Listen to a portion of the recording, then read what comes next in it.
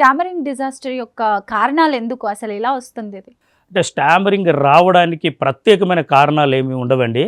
కానీ మాటలు నేర్చుకున్న దశలో వాళ్ళు గాబరాగా మాట్లాడుతుంటే దాన్ని మనం కంటిన్యూ చేయడం కానివ్వండి, లేకపోతే స్కూల్కి వెళ్ళేటప్పుడు పిల్లలు ఎక్కడో ఒక దగ్గర ఇబ్బంది పడి వాళ్ళకి జరిగిన కొన్ని నష్టాలు వాళ్ళు వివరించడంలో కొద్దిగా ఇబ్బంది ఏర్పడుతూ ఉంటుంది. ఆ భయం అనేది చిన్నపిల్లల్లో ఏర్పడి వాళ్ళు మాటలు ఏదైతే మాట్లాడాల్సి వచ్చిన సమయంలో ఒత్తిడికి గురవుతూ ఉంటారు. అదే కాకుండా కొంతమందిని మిమిక్రీ అంటే స్టామరింగ్ ఎక్కువగా నేను చూసింది నా అనుభవంలో, ఎప్పుడైతే ఇంకొక స్టామరర్ వాళ్ళకి దగ్గర పడతారో వాళ్ళ మాటలు కాస్త వింతగా ఆశ్చర్యంగా ఉండేటప్పటికీ వీళ్ళు దాన్ని అనుకరిస్తారు.